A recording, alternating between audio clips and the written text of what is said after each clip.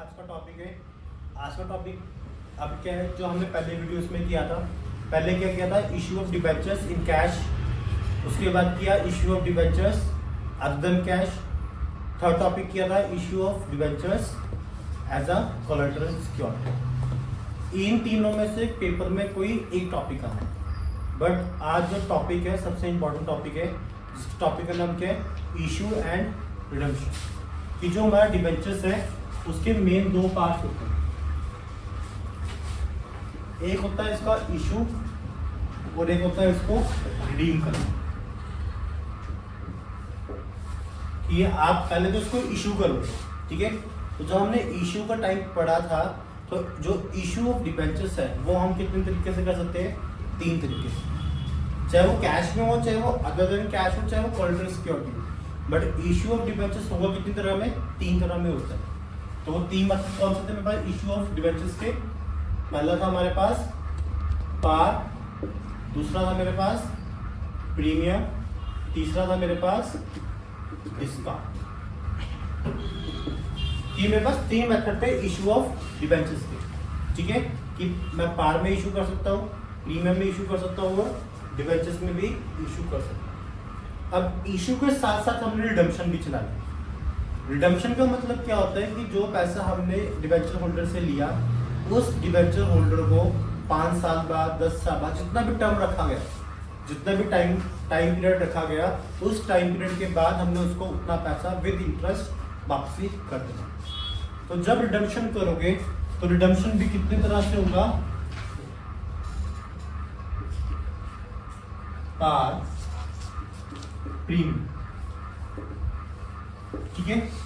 एक बात ध्यान रखना, जो रिडम्पशन होगी, रिडम्पशन सिर्फ दो तरीके से होती है, एक पार और एक प्रीमियम। मैक्सिमम बच्चों के माइंड में क्वेश्चन होता है कि इशू तो हम डिस्काउंट पे कर रहे हैं, तो रिडम्पशन डिस्काउंट पे क्यों नहीं होनी चाहिए। तो उसका सिंपल सा एग्जांपल है कि जब भी आप किसी को, मान लो आपने अपने फ्रेंड को 10 रुपये दिए, ठीक है, कि आपने अपने फ्रेंड को 10 रुपये दिए और उसने कहा कि जब मैं आपको एक साल बाद या एक महीने बाद, एक हफ्ते बाद मैं आपको पैसा दे दूंगा, तो एक हफ्ते बाद आप उससे कितने लोगे, 10 लोगे कि 9 रुपये लोगे?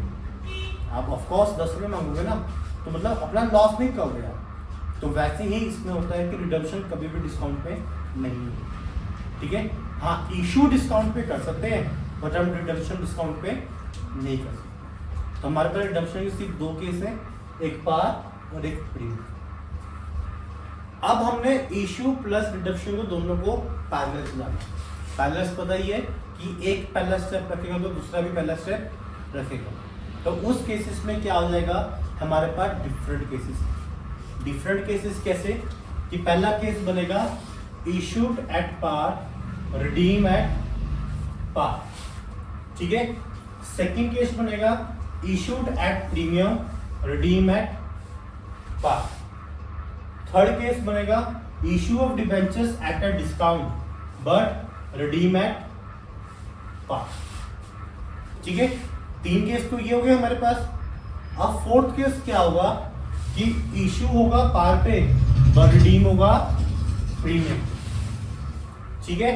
फिफ्थ, इशू भी प्रीमियम पे हुआ, रिडीम भी प्रीमियम पे होगा। और लास्ट केस जो सिक्स्थ केस होगा हमारा, सिक्स्थ केस क्या होगा, issued at discount but redeem at premium.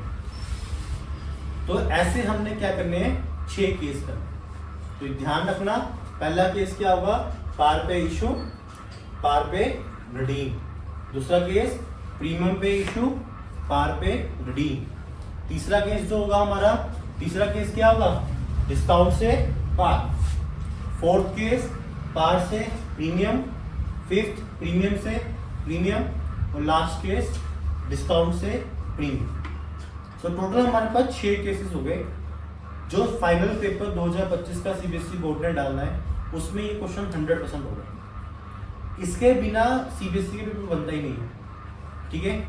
आपको इन 6 केसेस में से पेपर में कोई 3 केस आएंगे और 6 नंबर में आपका क्वेश्चन होगा, जिसके पार्ट होंगे A, B, C।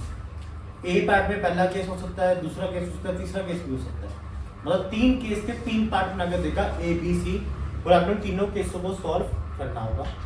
अगर आपकी एंट्रीज और अमाउंट ठीक होती है तो आपको वो 6 में से 6 देगा, अगर आपकी एंट्रीज और अमाउंट गलत होती है तो आपको 6 में से वो 0 देगा। ठीक है, सबसे इंपॉर्टेंट टॉपिक है ये इस चैप्टर में। ठीक है, तो हम अब बस शुरू करते हैं। पहला केस क्या है हमारा, issued at par and redeem at premium.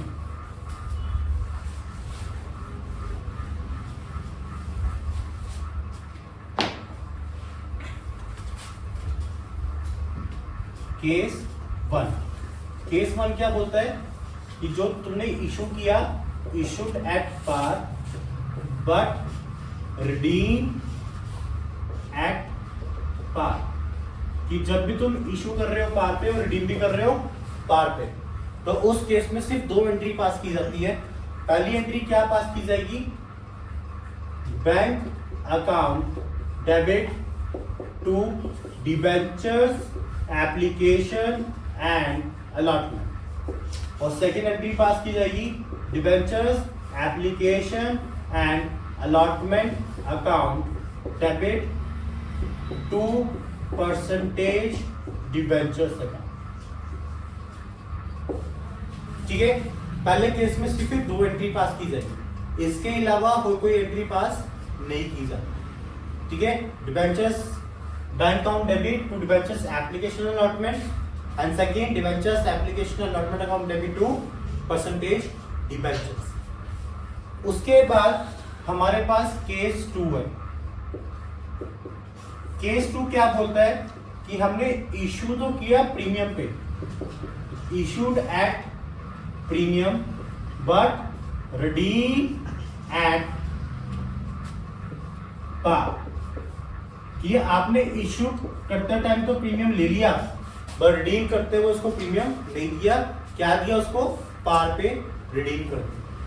ठीक है, तो पहली एंट्री क्या पास की जाएगी, bank account debit to debentures application and allotment. उसके बाद सेकेंड एंट्री पास की जाएगी debentures application and allotment account debit to percentage debenture and to SPR.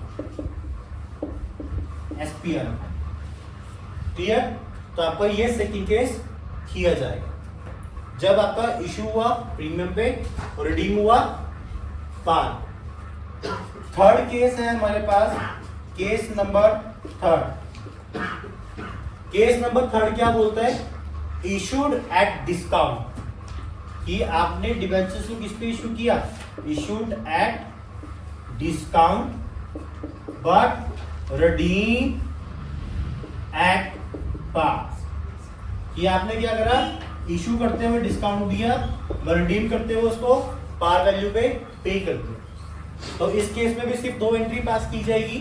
पहली एंट्री क्या होगी, bank account debit to debentures application and allotment. Second entry pass की जाएगी debentures application and allotment account debit discount on issue of debentures. अब discount भी क्या हो जाएगा, डेबिट और to percentage debentures account. Clear, तो ये आपका हो गया केस नंबर 3। अब जो केस नंबर 4 है उसमें क्या हो जाएगा, इशू तो ठीक है पार प्रीमियम डिस्काउंट, पर रिडीम के केस में क्या आ जाएगा, पार की जगह क्या आ जाएगा, प्रीमियम। केस नंबर 4 क्या कहता है हमारा, केस नंबर 4 कि जो आपने इशू किया, इशूड एट पार, कि पार पे आप इशू कर रहे हो, पार पे इशू कर दिए, बट हुआ क्या कि अब रिडीम करते टाइम आपने उसको क्या पे किया, प्रीमियम पे किया। Redeem at premium. क्लियर, कि पार पे इशू हो रहा है और रिडीम किस पे हो रहा है, प्रीमियम पे। ठीक है, पार की इशू की एंट्री जो होगी पहली एंट्री सेम होगी। पहली एंट्री क्या पास की जाएगी, bank account debit to debentures application and allotment account credit. ठीक है, और सेकेंड एंट्री करी जाएगी debentures application and allotment debit 2% debentures, 2% debentures. और साथ में क्या होगा, रिडीम प्रीमियम पे किया है, तो इस केस में क्या हो जाएगा, अब हम प्रीमियम उसको देंगे, तो इधर आ जाएगा टू प्रीमियम ऑन रिडम्पशन। अब प्रीमियम उसको दिया है तो कंपनी को क्या हो गया, लॉस हो गया, तो लॉस इज ऑलवेज डेबिट। तो एंट्री में क्या हो जाएगा, loss of redemption, loss of redemption of debentures account debit. तो आपकी एंट्री क्या हो गई, bank account debit to debentures application and allotment account and हमारी 2% डिबेंचर्स और 2 premium on redemption of debentures. ये था हमारा केस नंबर 4। नेक्स्ट केस क्या बोलता है, केस नंबर 5। केस 5 क्या बोलता है हमें कि जो आपने इशू तो किया प्रीमियम पे, बट जो रिडीम करना था वो रिडीम भी किस पे कर दिया, प्रीमियम पे। तो सबसे इंपॉर्टेंट एंट्री जो है केस 5 और केस 6 की है, तो इसको ध्यान से समझना है कैसे पास की जाती है। तो सबसे पहले आपने पैसा इशू किया है, तो आपके पास पैसा आएगा, तो bank account debit to debentures application and allotment. Second entry की जाएगी debentures application and allotment account debit loss on redemption, loss on redemption of debentures account debit 2% debentures account 2 SPR and 2 premium on redemption. ये आपने तीनों entries ये साथ में करनी है। तो इस केस में आपकी 2 एंट्री पास हुई है। पहली एंट्री क्या है, bank account to debentures application and allotment, और सेकंड आपकी एंट्री ये वाली है। ठीक है, debentures application and allotment account debit loss on redemption of debentures account debit 2% debentures 2 SPR 2 premium on redemption. ये सबसे इंपॉर्टेंट केस है, इसको आप स्टार डालो। ठीक है, केस नंबर 5। उसके बाद हमारे पास जो अब है वो है लास्ट केस। लास्ट केस क्या है, issued of debentures at discount redeem at premium. तो इस केस में देखो क्या होगा,